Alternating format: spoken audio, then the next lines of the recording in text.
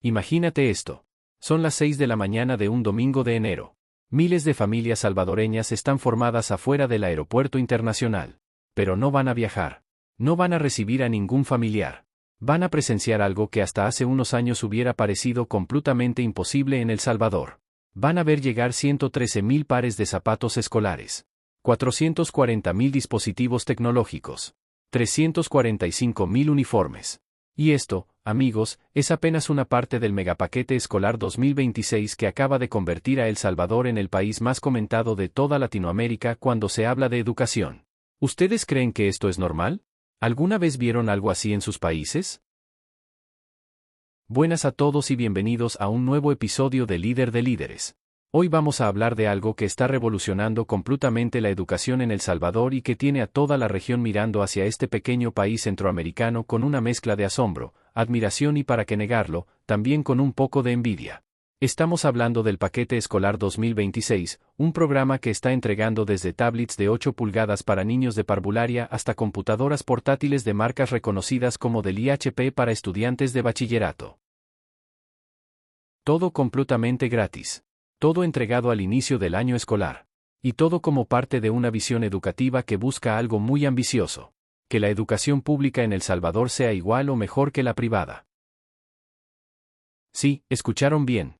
Igual o mejor que la privada. Y no lo digo yo. Lo dice la ministra de Educación, Carla Trigueros, quien ha repetido esta frase en múltiples ocasiones. Estamos implementando ahorita la política de que lo público debe de ser igual o mejor que lo privado. Que el futuro de El Salvador son los niños y en eso estamos invirtiendo. Son palabras fuertes. Son palabras que en cualquier otro contexto latinoamericano sonarían a promesa vacía o a discurso político. Pero en El Salvador del 2026, estas palabras vienen acompañadas de cajas físicas, de dispositivos reales, de zapatos que los niños pueden ponerse, de uniformes que las familias no tienen que comprar, de computadoras que funcionan y que están cambiando vidas. Entonces vamos a analizar esto con calma. Vamos a ver qué contiene exactamente este megapaquete. ¿Cuánto está invirtiendo el gobierno? ¿Qué significa esto para las familias salvadoreñas? Y sobre todo, vamos a preguntarnos algo fundamental. ¿Es este un modelo que otros países de América Latina pueden o deben copiar? ¿O estamos viendo algo único que solo funciona en el contexto específico de El Salvador bajo el liderazgo de Nayib Bukele? Esas son las preguntas que vamos a responder en los próximos 60 minutos. Así que pónganse cómodos porque esto va a estar muy interesante. Empecemos por entender el contexto histórico porque nada de lo que está pasando ahora surgió de la nada. La entrega de paquetes escolares en El Salvador no es algo nuevo. De hecho, este programa comenzó en 2009, hace ya 17 años, bajo un gobierno completamente diferente. En ese entonces se llamaba Programa de Dotación de Uniformes, Zapatos y Útiles Escolares para Estudiantes de Centros Educativos Públicos y Subsidiados. Un nombre larguísimo pero que explicaba claramente de qué se trataba. El objetivo era proteger a las familias más afectadas por la crisis económica y promover la permanencia de los niños en la escuela. ¿Y por qué era necesario esto? Bueno, para entenderlo hay que recordar cómo era la situación educativa en El Salvador hace apenas 15 o 20 años. Las tasas de deserción escolar eran altísimas. Muchas familias simplemente no podían pagar los útiles, los uniformes y los zapatos que sus hijos necesitaban para ir a la escuela. Entonces los niños dejaban de estudiar. Se quedaban en casa.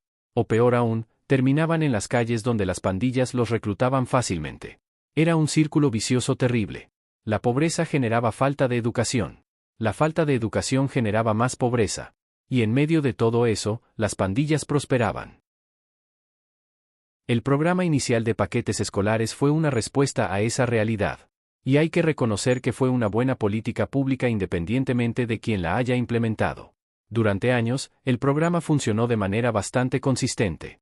Se entregaban útiles básicos, cuadernos de 70 hojas, lápices, algunos colores, uniformes, zapatos. Era un apoyo importante para las familias pero tampoco era nada del otro mundo. Era lo mínimo necesario para que un niño pudiera asistir a clases sin que su familia tuviera que hacer un gasto importante al inicio del año escolar. Pero todo eso comenzó a cambiar de manera dramática cuando Nayib Bukele llegó a la presidencia en junio de 2019. Bukele había sido alcalde de San Salvador y había demostrado durante su gestión municipal que tenía ideas muy diferentes sobre cómo debía funcionar el gobierno. Era joven. Era disruptivo. Usaba las redes sociales de una manera completamente nueva para la política salvadoreña. Y tenía una visión clara. Si El Salvador quería transformarse de verdad, tenía que empezar por la educación. Y aquí es donde la historia se pone realmente interesante porque Bukele no solo continuó con el programa de paquetes escolares. Lo que hizo fue transformarlo completamente. Expandirlo. Llevarlo a niveles que nadie había imaginado antes. Y esto no pasó de la noche a la mañana. Fue un proceso gradual que comenzó con una decisión revolucionaria. Agregar tecnología al paquete escolar. No como un extra. No como algo opcional, sino como un componente fundamental igual de importante que los cuadernos o los uniformes. En 2021, el gobierno de Bukele lanzó el programa Enlaces con la Educación. Este programa tenía un objetivo muy claro y muy ambicioso: reducir la brecha digital en el 100%. Que cada estudiante del sistema público tuviera acceso a un dispositivo tecnológico. Tablets para los más pequeños. Computadoras para los más grandes. Y no estamos hablando de dispositivos de mala calidad. Estamos hablando de equipos funcionales, de marcas reconocidas, con las especificaciones necesarias para que un estudiante pudiera realmente trabajar con ellos. Muchos dijeron que era imposible, que era demasiado caro, que no se podía sostener. Pero Bukele siguió adelante. Y los números son impresionantes. Desde 2021 hasta ahora, el gobierno ha entregado más de 1.200.000 dispositivos electrónicos a estudiantes del sector público. La inversión acumulada supera los $800 millones.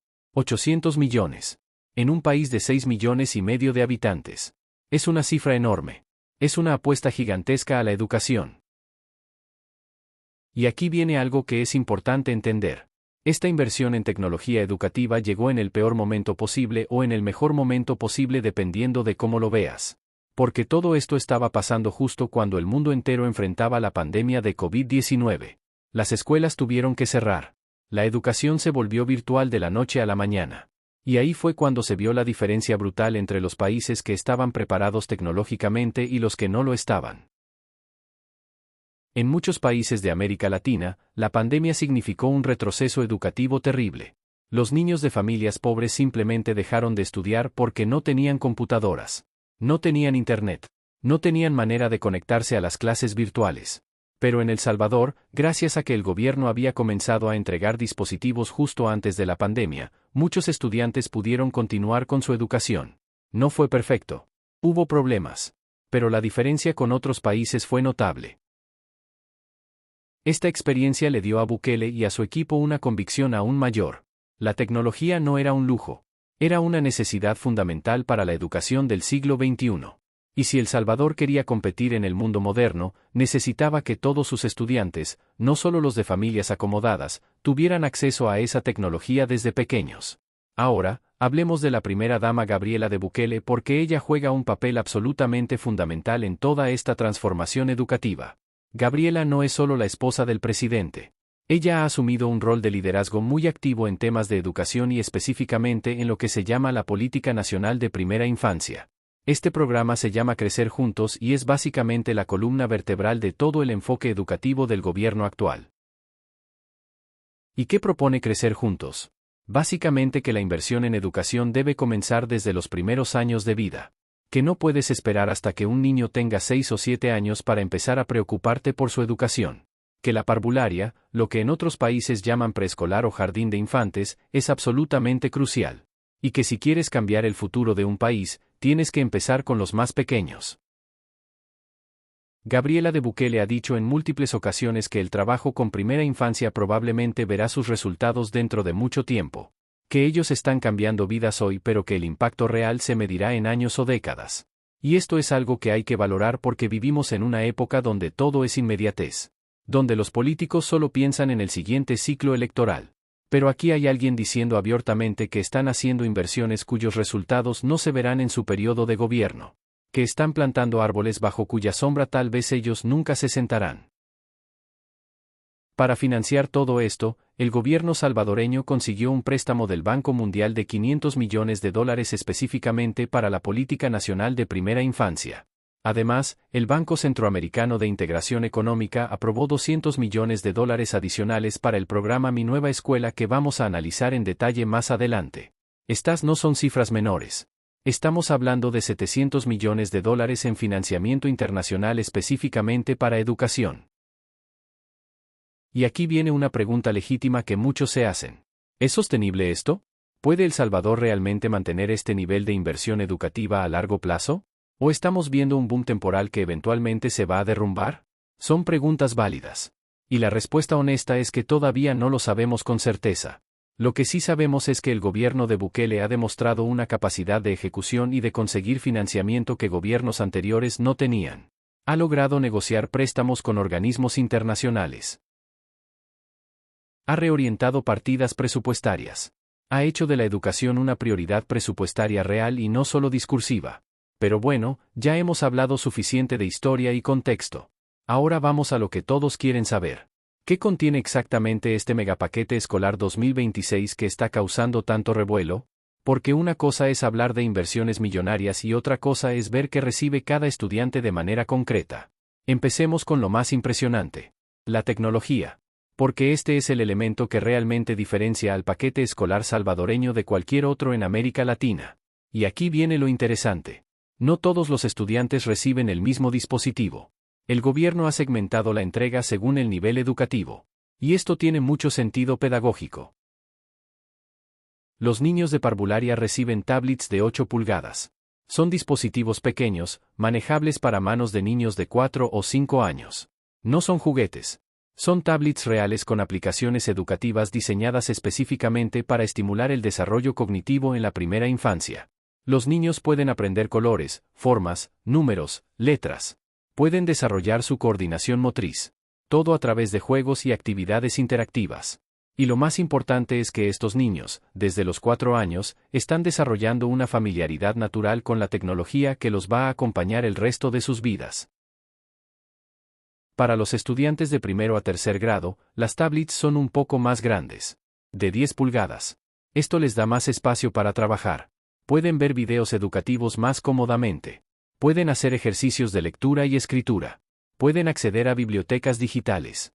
Básicamente tienen en sus manos una herramienta que multiplica exponencialmente sus posibilidades de aprendizaje comparado con lo que tendrían solo con libros de texto tradicionales. Y aquí viene lo realmente grande. A partir de cuarto grado, los estudiantes reciben computadoras portátiles. Laptops de verdad. Y no estamos hablando de equipos genéricos de marcas desconocidas. Estamos hablando de computadoras de marcas como Dell y HP. Marcas que cualquier persona que trabaje con tecnología reconoce como confiables y de calidad. Estas son las mismas marcas que usan las empresas. Las mismas que usan los profesionales. Las mismas que probablemente tú estás usando para ver este video ahora mismo. Estas laptops vienen con Windows. Con procesadores que permiten trabajar con programas reales. Con capacidad de almacenamiento suficiente. Con conectividad Wi-Fi. Son herramientas completas que le permiten a un estudiante de cuarto grado o de bachillerato hacer absolutamente todo lo que necesita hacer académicamente. Escribir documentos. Hacer presentaciones.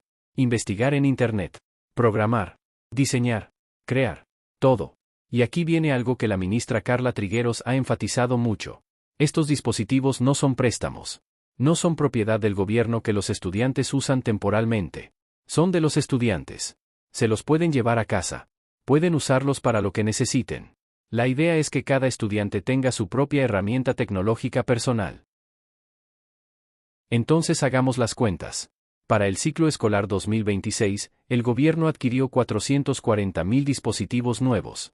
Estos se suman al 1.200.000 que ya se habían entregado desde 2021. Estamos hablando de una cobertura masiva.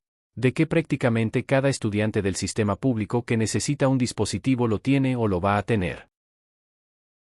Pero el paquete escolar no es solo tecnología. Porque un niño no puede ir a la escuela solo con una tablet. Necesita otras cosas también. Y es ahí donde entra el resto del paquete que es igualmente importante. Cada estudiante recibe 2 uniformes completos. No 1. 2. ¿Y por qué 2? Porque el gobierno entiende algo muy básico. Los niños ensucian la ropa. Los uniformes se desgastan. Si un niño solo tiene un uniforme, significa que su mamá tiene que lavarlo todos los días. Que el niño no puede mancharse. Que hay un estrés constante por mantener ese único uniforme en condiciones. Pero si tienes 2 uniformes, todo se vuelve más manejable. Uno se puede estar lavando mientras el niño usa el otro. Si uno se mancha no hay crisis. Es un detalle pequeño pero que hace una diferencia enorme en la vida cotidiana de las familias. Además, cada estudiante recibe un par de zapatos. Zapatos escolares de verdad. De buena calidad. Y esto es importante porque durante años los zapatos fueron el artículo más caro del regreso a clases para muchas familias salvadoreñas. Un par de zapatos escolares decentes podía costar 20, 25, 30 dólares. Para una familia pobre con 3 o 4 hijos, eso era una cantidad imposible de reunir. Muchos niños iban a la escuela con zapatos rotos o con sandalias inadecuadas. O simplemente no iban. Este año, el gobierno importó 1.113.000 pares de zapatos. Sí, más de 1 millón. Porque no se trata solo de los estudiantes nuevos. Se trata de reemplazar los zapatos de estudiantes que los necesiten. De asegurarse de que ningún niño salvadoreño tenga que faltar a clases porque no tiene zapatos adecuados. Y luego están los útiles escolares. Aquí el gobierno también mejoró la calidad comparado con años anteriores. Los cuadernos ahora son de 100 hojas en lugar de 70 como eran antes. Puede parecer un detalle menor pero piénsalo. Un cuaderno de 70 hojas se te acaba a mitad del año escolar. Tienes que comprar más. Pero un cuaderno de 100 hojas dura todo el año. Es más útiles incluyen de todo. Lápices, colores, borradores, sacapuntas, reglas, todo lo que un estudiante necesita para trabajar en clase. Y aquí viene algo interesante. Todo esto viene empaquetado en una caja de cartón. Una sola caja por estudiante que contiene todo. El dispositivo electrónico, los 2 uniformes, los zapatos, los útiles, los libros de texto, todo. Y esta caja se entrega al inicio del año escolar. No se entrega en partes. No se entrega a mitad del año. Se entrega completa el primer día de clases o antes. ¿Por qué es esto importante? Porque en años anteriores, bajo gobiernos pasados, era común que los paquetes escolares se entregaran tarde. En marzo. En abril. A veces incluso más tarde. Los padres de familia tenían que comprar las cosas de todos modos al inicio del año porque no podían esperar. Entonces cuando finalmente llegaban los paquetes escolares ya no servían de mucho. Pero ahora, con la entrega puntual al inicio del año, las familias realmente se ahorran ese gasto. Hablemos de números porque esto es importante. El gobierno estima que cada paquete escolar completo representa un ahorro de entre 300 y 400 dólares por estudiante para las familias. 400 dólares. En un país donde el salario mínimo ronda los 365 dólares mensuales. Eso significa que para una familia con 2 hijos, el paquete escolar les ahorra más de 2 meses completos de salario mínimo. Es una cantidad enorme. Es literalmente la diferencia entre poder comer bien ese mes o pasar necesidades. Y aquí viene algo que la ministra Trigueros ha enfatizado mucho. Esta inversión que está haciendo el gobierno del presidente Nayib Bukele no se había hecho por ningún otro gobierno. Lo que impacta positivamente a las familias. Estas son palabras fuertes. Son palabras que obviamente tienen una carga política. Pero también son verificables. Ningún gobierno anterior, de ningún partido, había puesto este nivel de recursos en los paquetes escolares. Ninguno había incluido tecnología de esta calidad. Ninguno había logrado este nivel de cobertura. Entonces, ¿qué significa todo esto en la práctica? Significa que una familia salvadoreña promedio, con niños en edad escolar, en 2026 no tiene que gastar prácticamente nada para que sus hijos vayan a la escuela pública. Matrícula gratuita. Útiles gratuitos. Uniformes gratuitos. Zapatos gratuitos.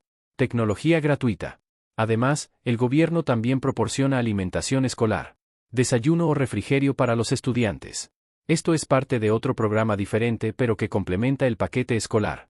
Para ponerlo en perspectiva, comparemos esto con la situación en un colegio privado en El Salvador. Un colegio privado de calidad media cobra entre 250 y 500 dólares de matrícula anual. Luego cobra mensualidades que pueden ir desde 100 hasta 400 dólares o más dependiendo del prestigio del colegio. Los padres tienen que comprar uniformes que cuestan entre 50 y 100 dólares. Útiles escolares por otros 50 dólares. Y muchos colegios ahora exigen que los estudiantes tengan tablets o laptops, lo que es otro gasto adicional de varios cientos de dólares. Si sumas todo eso, enviar a un hijo a un colegio privado puede costar fácilmente entre 2.000 y 5.000 dólares al año o incluso más. Mientras que la escuela pública ahora es completamente gratuita y además te proporciona todo lo que necesitas. Entonces la pregunta que muchas familias se están haciendo es obvia. ¿Por qué pagar por educación privada si la pública está ofreciendo todo esto? Y aquí es donde llegamos a un tema delicado pero crucial. La calidad educativa. Porque entregar computadoras y uniformes está muy bien, pero si la enseñanza es mala, si los maestros no están bien preparados, si la infraestructura de las escuelas es deficiente, entonces todos estos recursos no van a servir de mucho. Es como darle un Ferrari a alguien que no sabe manejar.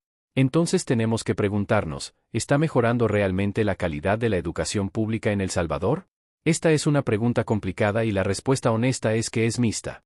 Hay avances significativos en algunas áreas y todavía hay desafíos importantes en otras. Vamos a analizar esto con cuidado porque es importante ser justos y objetivos. Primero, lo positivo. El acceso a tecnología por sí mismo ya está generando cambios positivos documentados. Los estudiantes que tienen acceso a tablets y computadoras muestran mayor motivación para estudiar. Tienen acceso a recursos educativos que antes eran inimaginables. Pueden ver videos educativos de cualquier parte del mundo. Pueden acceder a bibliotecas digitales con millones de libros. Pueden practicar ejercicios interactivos que se adaptan a su nivel de aprendizaje.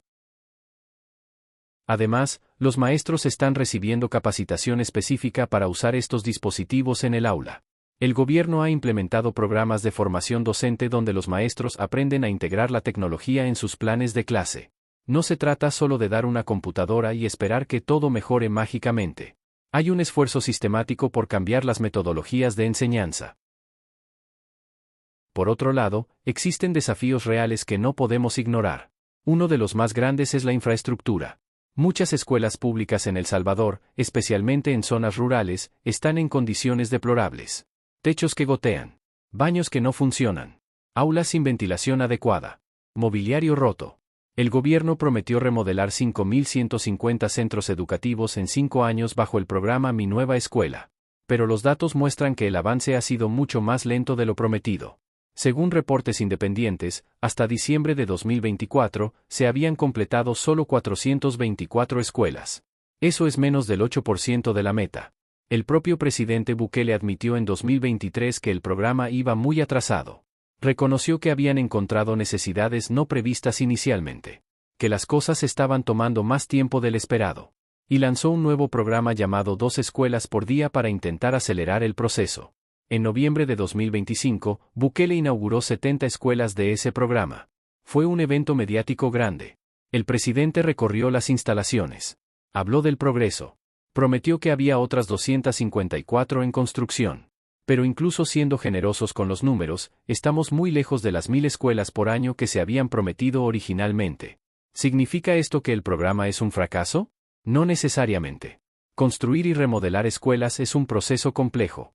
Requiere licitaciones, supervisión, control de calidad. Y es mejor hacerlo bien aunque sea más lento que hacerlo rápido pero mal.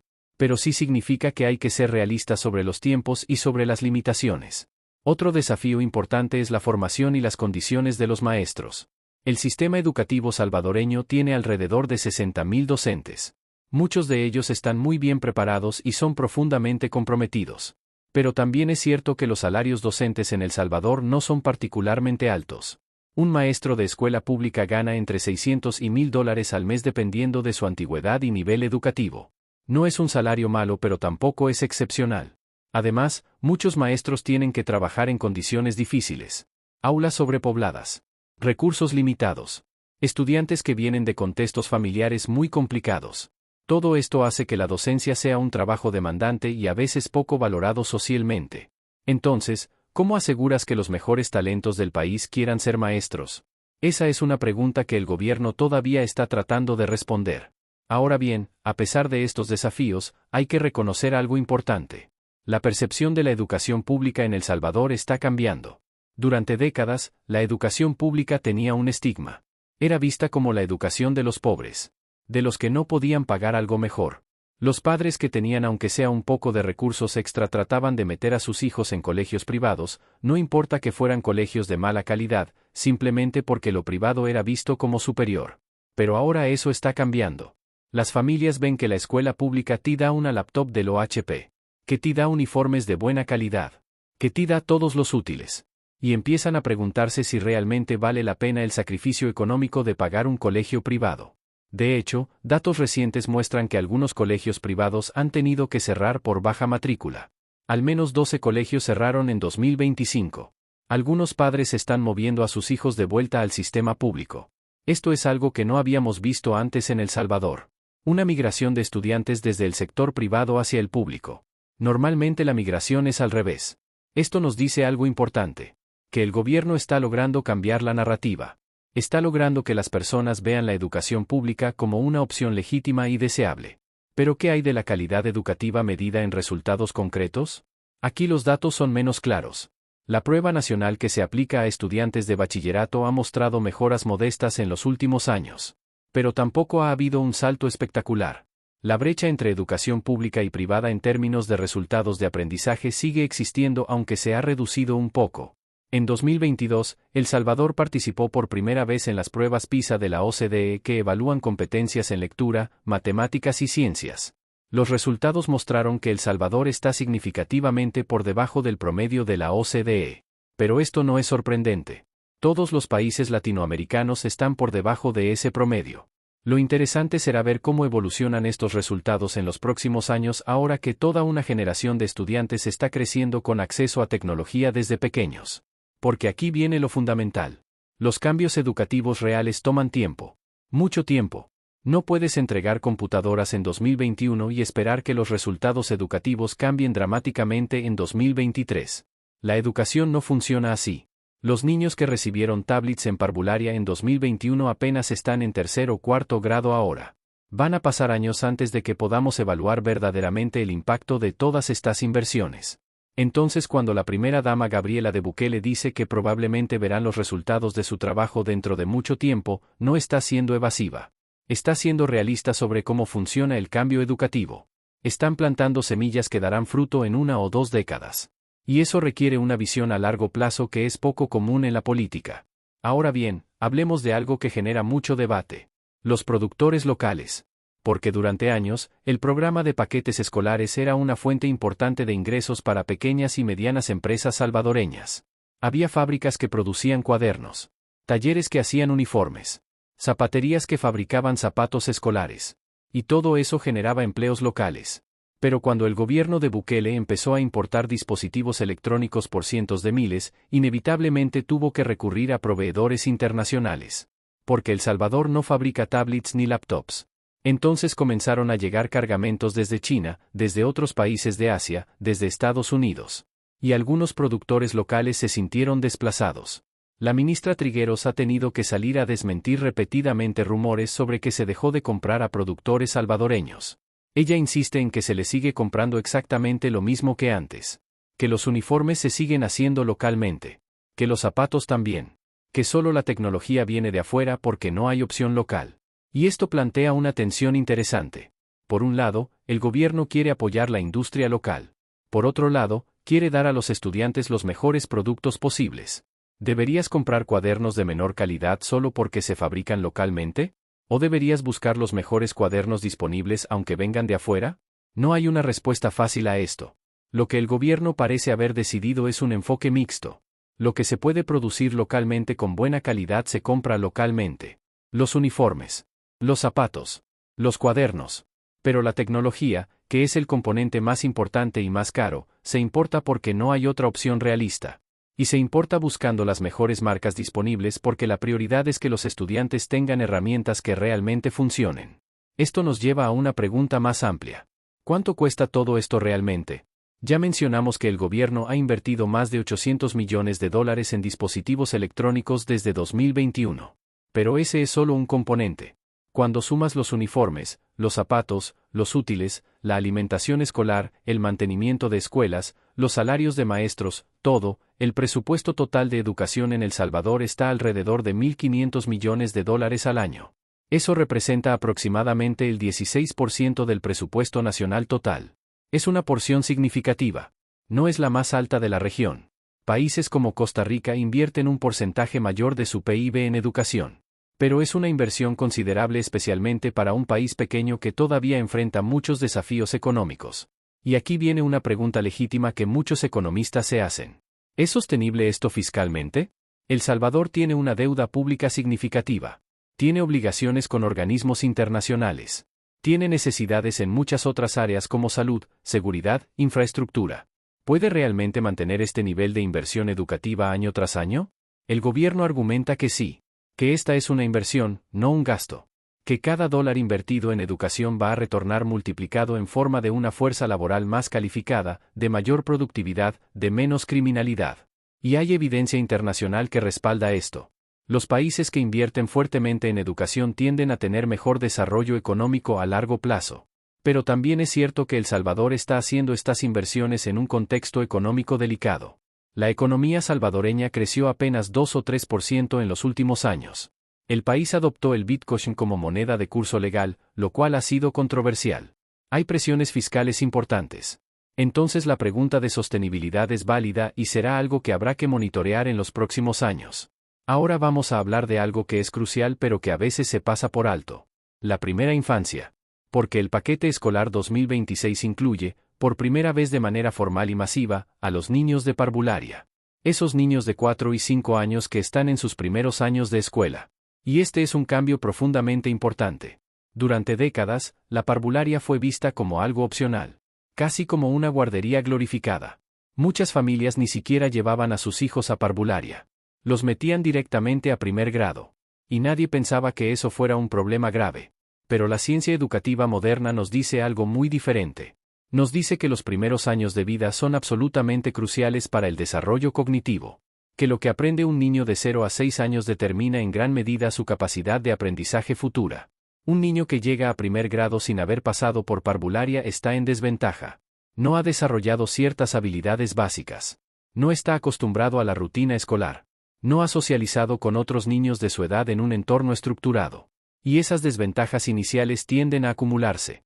El niño que empieza mal en primer grado sigue mal en segundo, en tercero, y así sucesivamente.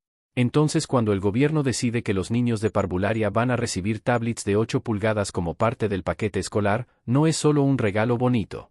Es una declaración de que la educación empieza desde los 4 años. Que estos niños son tan importantes como los de bachillerato. Que merecen las mismas herramientas, adaptadas a su edad.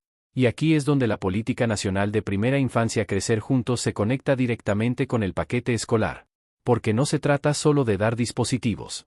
Se trata de crear un ecosistema completo de atención a la primera infancia. Que incluye educación, sí, pero también nutrición, salud, desarrollo psicosocial, apoyo a las familias. El gobierno ha establecido que va a haber programas de estimulación temprana. Que se van a entregar mini tablets incluso a niños más pequeños de 0 a 3 años a través de otros programas. Que va a haber seguimiento del desarrollo infantil. Que los padres van a recibir orientación sobre cómo estimular el desarrollo de sus hijos en casa. Es una apuesta integral. Y esta es quizás la parte más ambiciosa y potencialmente transformadora de todo el proyecto educativo. Porque si logras cambiar realmente la primera infancia, si logras que todos los niños salvadoreños lleguen a primer grado con las habilidades básicas bien desarrolladas, entonces todo lo demás se vuelve más fácil. Los maestros pueden enseñar mejor. Los estudiantes pueden aprender más. El sistema completo funciona mejor. Pero también es la parte más difícil de ejecutar. Trabajar con primera infancia requiere personal altamente especializado. Requiere instalaciones adecuadas. Requiere un nivel de cuidado y atención que es mucho más intensivo que con estudiantes mayores. Entonces será interesante ver en los próximos años si el gobierno logra realmente implementar esta visión de manera efectiva. Ahora bien, hay algo más en el paquete escolar 2026 que es nuevo y bastante notable. Por primera vez, se están incluyendo adultos que estudian en modalidades flexibles. Estamos hablando de personas que por diversas razones no pudieron completar su educación básica o su bachillerato cuando eran jóvenes. Que ahora, siendo adultos, han decidido retomar sus estudios. Estas personas normalmente estudian los fines de semana. Van a clases los sábados o domingos. Trabajan durante la semana. Son padres y madres de familia que están haciendo un esfuerzo enorme por completar su educación. Y ahora el gobierno les dice, ustedes también van a recibir su paquete escolar. Uniformes, útiles, tecnología. Todo igual que los estudiantes regulares. Esto es importante por varias razones. Primero, porque es un reconocimiento de que la educación es un derecho que no tiene límite de edad. Que no importa si tienes 15 o 40 años, mereces tener acceso a las herramientas que necesitas para estudiar. Segundo, porque muchos de estos adultos son personas que vienen de situaciones de mucha vulnerabilidad. Que dejaron la escuela porque tenían que trabajar. Porque se embarazaron jóvenes. Porque sus familias no podían apoyarlos. Y ahora se les está dando una segunda oportunidad real. La ministra Trigueros ha dicho que a todas las personas que no pudieron continuar su educación en algún momento les estamos dando las herramientas para que puedan estudiar. Y esto se alinea con un enfoque que ha sido constante en el gobierno de Bukele. La idea de que nadie debe quedarse atrás. Que el desarrollo debe ser inclusivo. Entonces, después de todo este análisis, vamos a hacer una pausa y preguntarnos algo fundamental. ¿Qué significa todo esto realmente para una familia salvadoreña promedio? Porque es fácil hablar de millones de dólares y de políticas públicas. Pero, ¿cómo se traduce esto en la vida cotidiana de las personas? Imaginemos a una familia. Papá, mamá, 3 hijos. El papá trabaja en construcción. Gana quizás $400 al mes en los meses buenos. La mamá trabaja en una tienda. Gana el salario mínimo. $365. Entre los dos juntan tal vez $750 al mes. De eso tienen que pagar renta, comida, luz, agua, transporte, tal vez algún pago de deudas. Al final del mes casi no les queda nada. Ahora llega enero. Tiempo de regreso a clases. Antes, esta familia entraba en pánico. Tenían que conseguir de alguna manera más de $1,000 para los útiles, uniformes y zapatos de 3 niños. Tal vez pedían prestado. Tal vez compraban fiado. Tal vez compraban las cosas más baratas que encontraban aunque fueran de mala calidad. Y siempre con la angustia de cómo iban a pagar todo eso. Pero en 2026, esta familia recibe 3 cajas. Una por cada hijo. Cada caja tiene todo. 2 uniformes completos. Zapatos. Cuadernos. Lápices. Todo. Y además una tablet o una laptop dependiendo del grado. La familia no paga nada. Cero. Nada de nada. ¿Se imaginan el alivio que eso representa? ¿Se imaginan lo que significa tener $1,000 extra ese mes que puedes usar para comida, para mejorar tu casa, para ahorrar un poquito? Es literalmente transformador. Es la diferencia entre una familia que está apenas sobreviviendo y una familia que tiene un poco de espacio para respirar. Y esto se multiplica por 1.200.000 familias. Porque eso es más o menos cuántos estudiantes hay en el sistema público salvadoreño. Entonces estamos hablando de un impacto económico masivo no solo en términos educativos sino también en términos de alivio económico directo a las familias más vulnerables del país. Pero hay algo más. Algo menos tangible pero igual de importante. Estamos hablando de dignidad. Durante décadas, los niños pobres de El Salvador iban a la escuela con cuadernos rotos, con uniformes remendados, con zapatos que se caían a pedazos. Y ellos sabían que eran pobres. Lo veían todos los días. Lo sentían. Algunos desarrollaban vergüenza. Otros desarrollaban resentimiento. Muchos simplemente dejaban de ir a la escuela. Pero ahora, ese niño de una familia pobre tiene el mismo uniforme nuevo que cualquier otro estudiante. Tiene los mismos zapatos nuevos. Tiene la misma laptop del que un niño de clase media tendría. Ya no hay esa diferencia visible y humillante. Al menos en la escuela, todos son iguales. Todos tienen las mismas herramientas. Y eso es poderoso. Eso cambia cómo un niño se ve a sí mismo. Cambia sus aspiraciones. Cambia lo que cree que es posible para su futuro. Este es el tipo de impacto que no se mide fácilmente en estadísticas. No aparece en las pruebas estandarizadas. Pero es real. Y es importante. Y es parte de lo que hace que este programa sea tan significativo. Ahora bien, no todo es perfecto. Sería deshonesto presentar esto como si no hubiera problemas o desafíos. Entonces hablemos de las críticas y de las preocupaciones que existen. Una preocupación que muchos padres han expresado es sobre el mantenimiento de los dispositivos. Una laptop o una tablet es útil mientras funcione. Pero, ¿qué pasa cuando se rompe? ¿Qué pasa cuando se cae y la pantalla se quiebra? ¿Qué pasa cuando deja de encender? El gobierno no ha establecido un sistema claro de reparación y reemplazo. Algunos padres han reportado que cuando el dispositivo de su hijo se daña, no tienen a dónde llevarlo. No hay un servicio técnico accesible. Y comprar otro dispositivo nuevo está fuera de su alcance económico. El gobierno ha dicho que están trabajando en establecer centros de servicio técnico. Pero hasta ahora, la implementación ha sido limitada. Este es un problema real que necesita solución porque de nada sirve entregar 1 millón de dispositivos si dentro de 2 años la mitad están inservibles. Otra crítica tiene que ver con la conectividad. Una computadora con acceso a Internet es una herramienta increíble. Pero una computadora sin Internet es mucho más limitada. Y la realidad es que muchas familias salvadoreñas, especialmente en zonas rurales, no tienen Internet en casa. El gobierno ha prometido instalar Wi-Fi gratuito en todas las escuelas. Y han avanzado en eso. Pero eso solo ayuda cuando los estudiantes están en la escuela. Cuando llegan a casa, muchos no pueden hacer tareas que requieran Internet. No pueden investigar en línea. No pueden ver videos educativos de YouTube. Este es un problema que el gobierno reconoce pero que no ha resuelto completamente. Instalar Internet en todo el país, incluyendo zonas rurales remotas, es una tarea enorme que requiere inversión en infraestructura de telecomunicaciones. Es algo que va más allá del sector educativo. También hay preocupaciones sobre la capacitación de maestros. Entregar tablets a los estudiantes es fácil. Lo difícil es asegurarse de que los maestros sepan cómo integrar esa tecnología de manera efectiva en sus clases. Y aquí la realidad es mixta. Algunos maestros han abrazado la tecnología con entusiasmo. Han aprendido a usar aplicaciones educativas. Han desarrollado estrategias pedagógicas innovadoras. Pero otros maestros, especialmente los de mayor edad, han tenido más dificultades. Se sienten abrumados. No están seguros de cómo usar estas herramientas. Y en esos casos, las tablets terminan siendo subutilizadas. El gobierno ha implementado programas de formación docente. Pero la realidad es que cambiar prácticas pedagógicas que los maestros han usado durante décadas no es algo que se logra con un taller de 3 días. Requiere acompañamiento continuo. Requiere apoyo técnico constante. Requiere crear una cultura de innovación pedagógica. Y eso toma tiempo. Luego está el tema de la infraestructura escolar que ya mencionamos pero que vale la pena enfatizar de nuevo. De poco sirve que un estudiante tenga una laptop de $500 si el techo de su escuela gotea. Si no tiene donde sentarse cómodamente. Si el baño no funciona. Si hace tanto calor en el aula que no puede concentrarse. La infraestructura importa. Y aunque el gobierno ha hecho esfuerzos con el programa Mi Nueva Escuela, el ritmo ha sido mucho más lento de lo prometido. Todavía hay miles de escuelas que necesitan remodelación urgente. También hay que mencionar las preocupaciones sobre el endeudamiento.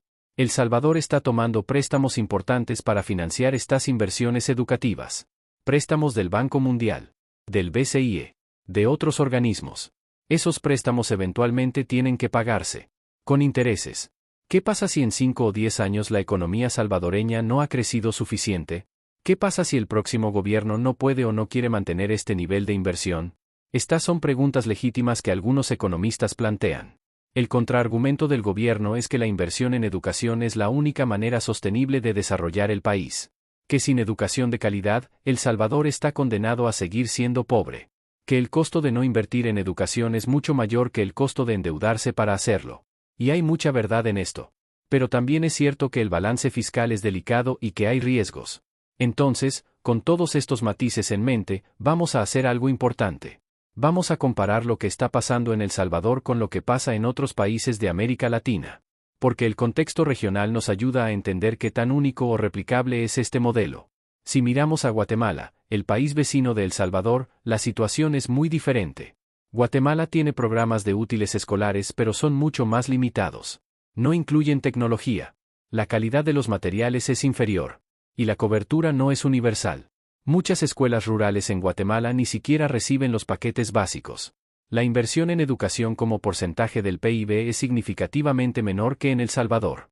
Honduras, otro vecino, tiene una situación similar. Hay algunos programas de apoyo escolar pero nada comparable en escala o alcance a lo que está haciendo El Salvador. Las escuelas públicas hondureñas están entre las más precarias de la región. Y esto no es culpa de los maestros o de los estudiantes.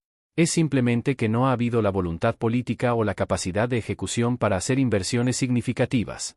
Nicaragua, bajo el gobierno de Daniel Ortega, tiene su propio modelo. Hay entregas de paquetes escolares pero el enfoque es muy diferente. Menos énfasis en tecnología. Más énfasis en ideología política. Y con una transparencia mucho menor sobre los costos y la distribución. Si nos vamos más al sur, Costa Rica ha sido históricamente el país con mejor educación pública en Centroamérica.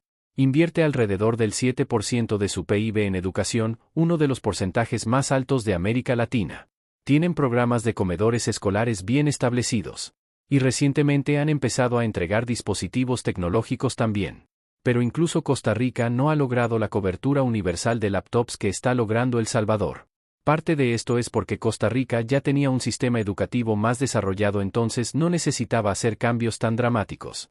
Panamá, el otro país centroamericano, tiene una economía mucho más grande gracias al canal. Tienen recursos.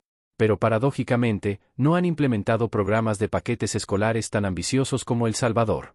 La educación pública panameña es desigual. Excelente en la ciudad de Panamá. Muy precaria en muchas áreas rurales. Si nos vamos a Sudamérica, Uruguay es quizás el país que más se parece a lo que El Salvador está intentando. Uruguay implementó hace más de una década el Plan Ceibal que entregó laptops a todos los estudiantes de primaria. Fue pionero en esto. Y los resultados han sido mixtos. Se logró cerrar la brecha digital.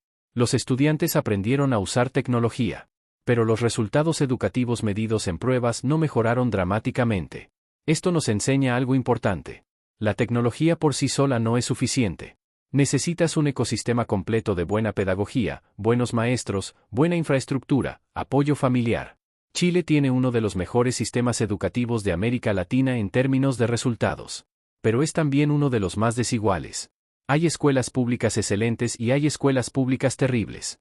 No tienen un programa nacional de entrega de dispositivos, aunque algunas municipalidades lo han implementado localmente. Argentina tuvo el programa Conectar Igualdad que entregó millones de netbooks a estudiantes. Fue ambicioso. Pero tuvo problemas de implementación. Muchos dispositivos terminaron almacenados. Muchos no se usaron efectivamente. Y el programa fue eventualmente desfinanciado por cambios de gobierno. Esto nos enseña algo crucial. Implementar programas de este tipo no es solo una cuestión de tener dinero. Requiere capacidad de gestión. Requiere continuidad política. Requiere un compromiso que trascienda los ciclos electorales. Y esto es algo que El Salvador parece tener ahora, pero que será importante mantener en el futuro. México, siendo una economía mucho más grande, tiene programas estatales de útiles escolares en algunos estados, pero no un programa nacional unificado de la escala de El Salvador. Brasil tiene programas focalizados en las regiones más pobres, pero tampoco cobertura universal. Lo que esto nos muestra es que lo que está haciendo El Salvador es genuinamente excepcional en el contexto latinoamericano. No porque sea la primera vez que se entregan útiles escolares. Eso se ha hecho en muchos países. No porque sea la primera vez que se entregan computadoras. Uruguay y Argentina lo hicieron antes. Sino por la combinación de escala, cobertura y ambición. El Salvador está intentando hacer todo al mismo tiempo. Útiles, uniformes, zapatos, tecnología de punta, a todos los estudiantes, todo el tiempo, gratis. Esa es una apuesta que pocos países se han atrevido a hacer. Y esto nos lleva a una pregunta fascinante. ¿Por qué El Salvador? ¿Por qué este país pequeño, que históricamente ha sido uno de los más pobres de la región, que apenas salió de una guerra civil hace pocas décadas, es el que está liderando esta transformación educativa? La respuesta tiene varios componentes. Primero, el factor Bukele. Nayib Bukele llegó al poder con un estilo de liderazgo completamente diferente. Más tecnocrático. Más enfocado en resultados. Más dispuesto a romper con prácticas tradicionales. Su popularidad masiva le ha dado capital político para implementar políticas que otros presidentes no habrían podido. Segundo, el factor seguridad. El Salvador logró en los últimos años una reducción dramática en la violencia de pandillas gracias a políticas de seguridad muy controversiales pero efectivas. Esto liberó recursos. Antes, una cantidad enorme del presupuesto se iba en combatir el crimen. Ahora, con las pandillas desarticuladas, hay más espacio fiscal para invertir en otras cosas como educación. Tercero, el factor internacional. Bukele ha logrado mantener relaciones funcionales con organismos internacionales de financiamiento a pesar de sus tensiones con otros actores internacionales. El Banco Mundial le prestó 500 millones para educación. El BCIE otros 200 millones. Eso es financiamiento sustancial que permitió implementar estos programas. Cuarto, el factor comunicacional. Bukele es un maestro de las redes sociales y de la narrativa. Sabe cómo presentar estos programas de manera que generen impacto. Las ceremonias de recepción de cargamentos de útiles escolares son eventos mediáticos. Se transmiten en vivo. Se comparten masivamente. Esto genera presión pública para que el programa funcione bien y genera apoyo popular que hace difícil que futuros gobiernos lo desmonten. Pero también hay que decir algo que a veces se ignora. El Salvador es pequeño. Tiene 6,5 millones de habitantes. 1.200.000 estudiantes en el sistema público. Implementar un programa de esta naturaleza en un país pequeño es infinitamente más factible que hacerlo en Brasil con 50 millones de estudiantes. O en México con 25 millones. La escala importa. Entonces cuando otros países miran a El Salvador y piensan, nosotros también deberíamos hacer esto, tienen que tener en cuenta el contexto. No es imposible replicar el modelo, pero tampoco es tan simple como copiar y pegar. Ahora vamos a hablar de algo que es importante y que a veces genera debate. ¿Qué tan transparente es todo esto? ¿Cómo sabemos que los números que nos dan son reales? ¿Cómo sabemos que no hay corrupción en las compras? Estas son preguntas válidas en cualquier país y especialmente en América Latina, donde la corrupción en contrataciones públicas ha sido históricamente un problema enorme. El gobierno de Bukele ha publicado cifras sobre las inversiones. Ha mostrado los dispositivos físicamente. Ha documentado las entregas. Pero también es cierto que la transparencia no ha sido perfecta. Algunos contratos se han manejado con poca información pública. Algunas licitaciones han sido cuestionadas. Y el gobierno, que tiene mayoría absoluta en el Congreso, no enfrenta mucha fiscalización legislativa. Organizaciones de la sociedad civil y medios independientes han tratado de monitorear estos programas. Algunos reportes han señalado que los avances en infraestructura escolar son menores a lo prometido, que algunos números son inflados, que hay falta de claridad en ciertos procesos. El gobierno generalmente responde a estas críticas diciendo que son ataques políticos de la oposición. Y ahí se genera un debate que a veces es difícil de resolver con datos objetivos. Lo que sí es innegable es que los dispositivos existen. Las familias los están recibiendo. Puedes ir a cualquier escuela pública en El Salvador y vas a ver estudiantes con tablets y laptops. Entonces a ese nivel fundamental, el programa es real. No es humo. No es solo propaganda. Hay ejecución. Pero en términos de si cada dólar se está gastando de la manera más eficiente posible, si hay o no hay sobreprecio en algunas compras, si los procesos de contratación cumplen todos los estándares internacionales de transparencia, ahí sí hay espacio para dudas y cuestionamientos legítimos. Y es importante que existan medios y organizaciones que hagan ese escrutinio porque eso es parte de una democracia saludable. Ahora quiero hablar de algo que me parece fascinante y que tiene que ver con el impacto cultural a largo plazo de todo esto. Porque estamos viendo algo que históricamente es muy raro. Estamos viendo a toda una generación de niños pobres crecer con las mismas herramientas tecnológicas que los niños ricos. En la mayoría de países de América Latina, la brecha digital es también una brecha de clase. Los niños de familias acomodadas crecen con tablets desde los 2 años. Tienen computadoras en casa. Tienen internet de alta velocidad. Aprenden a programar. Aprenden a usar herramientas digitales. Desarrollan una fluidez tecnológica que luego les da ventajas enormes en el mercado laboral. Mientras tanto, los niños pobres, en el mejor de los casos, usan la computadora del colegio 1 hora a la semana. En el peor de los casos, nunca tocan una computadora hasta que son adultos. Cuando estos dos grupos llegan al mercado laboral, las diferencias son enormes. No es solo que unos tuvieron mejor educación. Es que literalmente viven en mundos tecnológicos diferentes. Pero en El Salvador, por primera vez, estás nivelando ese campo de juego desde muy temprano. Un niño de una familia pobre en una zona rural está recibiendo una tablet a los 4 años igual que un niño de clase alta. Está aprendiendo las mismas destrezas digitales básicas. Está desarrollando la misma familiaridad con la tecnología. Esto va a tener consecuencias a largo plazo que todavía no podemos predecir completamente. Pero imagínense esto. Dentro de 15 años, cuando los niños que recibieron tablets en parvularia en 2021 tengan 19 años y estén entrando al mercado laboral o a la universidad, van a ser una generación completamente diferente. Van a ser nativos digitales de verdad.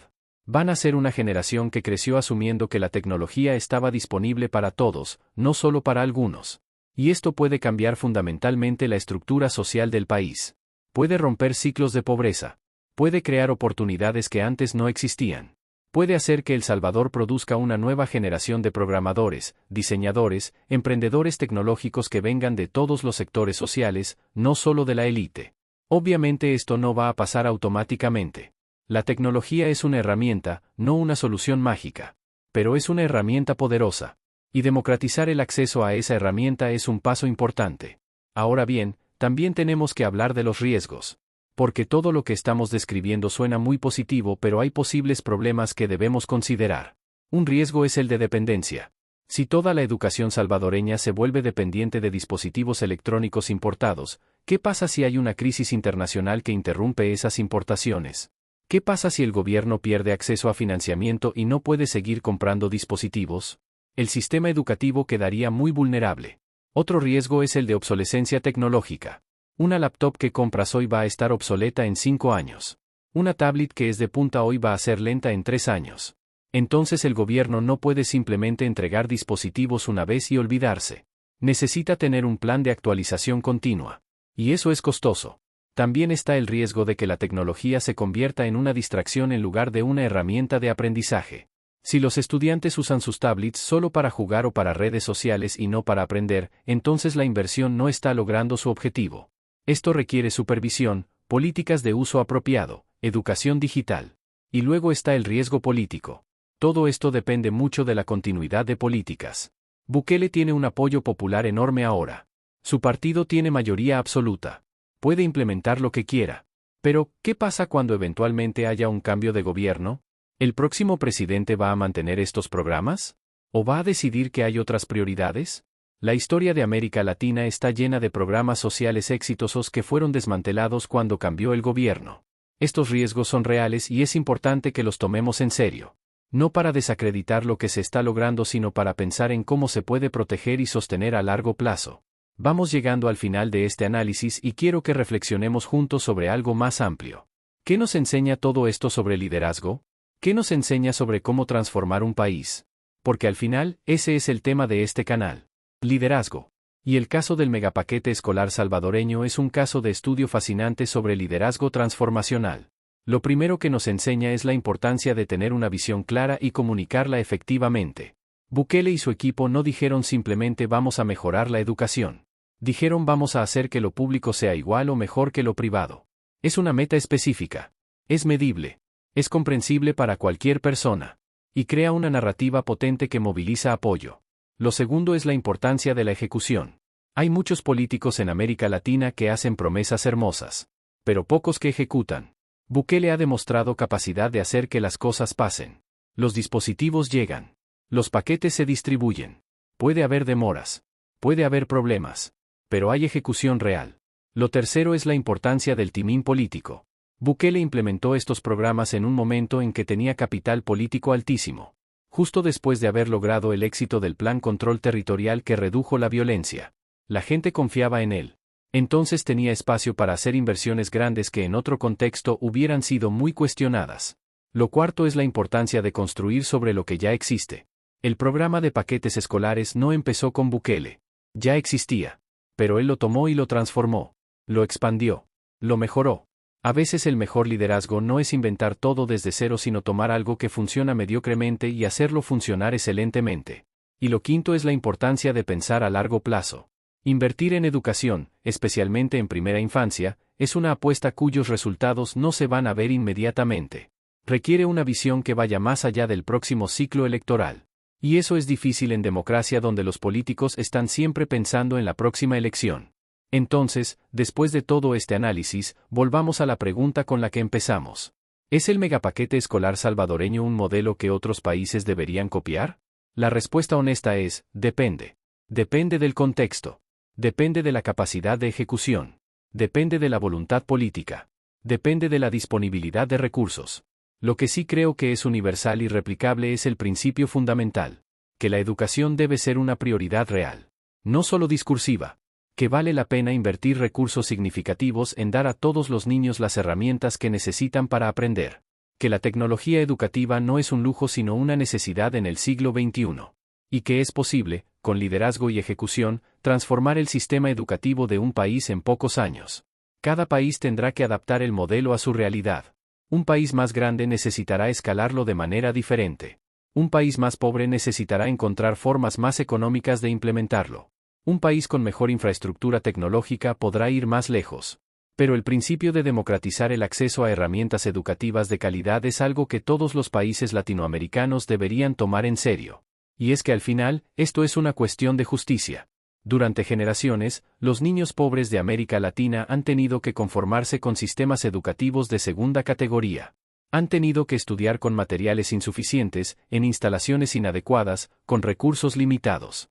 Y luego, cuando esos niños crecen y no logran salir de la pobreza, la sociedad los culpa a ellos. Les decimos que no se esforzaron suficiente, que no aprovecharon sus oportunidades. Pero, ¿qué oportunidades? ¿Cómo puedes competir en el siglo XXI si nunca tuviste acceso a una computadora? ¿Cómo puedes desarrollar tu potencial si tus libros de texto estaban desactualizados o rotos?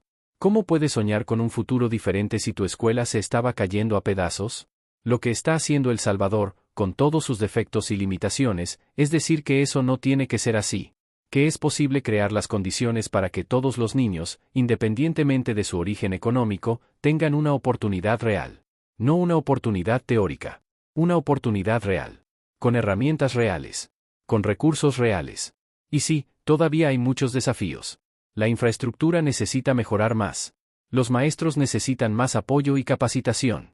Los sistemas de mantenimiento de dispositivos necesitan desarrollarse. La conectividad necesita expandirse. Hay mucho trabajo por hacer. Pero la dirección es clara. El compromiso es evidente. Y los resultados iniciales son prometedores. Miles de familias salvadoreñas están experimentando un alivio económico real. Cientos de miles de niños están desarrollando competencias digitales que antes hubieran sido inaccesibles para ellos. Se está construyendo una base para una transformación educativa que podría cambiar el futuro del país. Y esto es lo que hace que el caso salvadoreño sea tan importante para toda América Latina. No porque sea perfecto, sino porque demuestra que es posible. Que con liderazgo, voluntad política y ejecución, puedes cambiar las cosas. Que no tienes que resignarte a que las cosas siempre sean como han sido. Que un país pequeño y pobre puede atreverse a soñar en grande y a ejecutar esos sueños. Así que, para terminar, quiero que piensen en esto. Si ustedes son de El Salvador, valoren lo que están recibiendo. No lo vean como normal. No es normal. Es excepcional. Aprovechen esas herramientas. Úsenlas. Aprendan. Desarrollen sus habilidades. Porque están recibiendo oportunidades que sus padres nunca tuvieron. Si ustedes son de otros países de América Latina, pregúntenle a sus gobiernos. ¿Por qué no podemos hacer esto? ¿Por qué no podemos invertir en educación de esta manera? ¿Qué nos lo impide? A veces la respuesta es recursos. A veces es capacidad de gestión. Pero muchas veces es simplemente falta de voluntad política. Y eso puede cambiar si la ciudadanía lo exige. Y si ustedes son líderes, políticos, funcionarios públicos, tomen nota.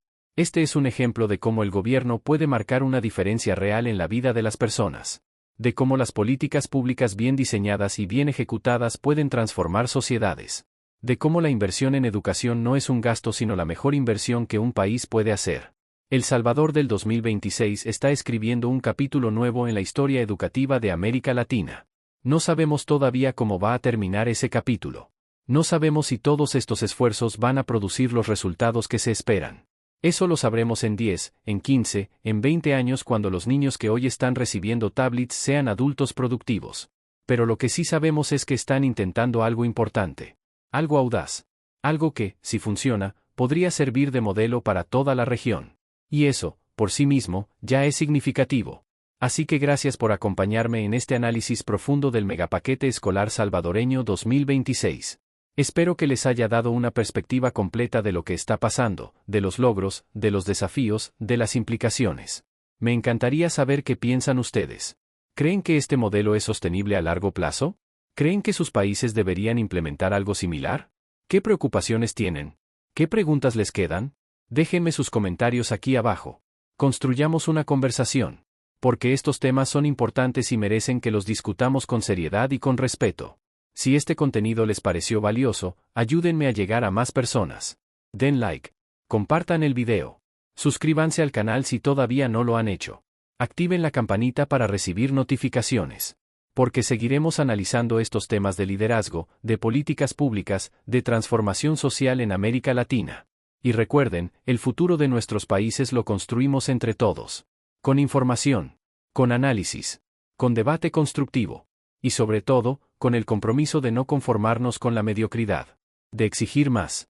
De soñar en grande. Y de trabajar para que esos sueños se hagan realidad. Hasta la próxima, amigos. Que tengan una excelente semana.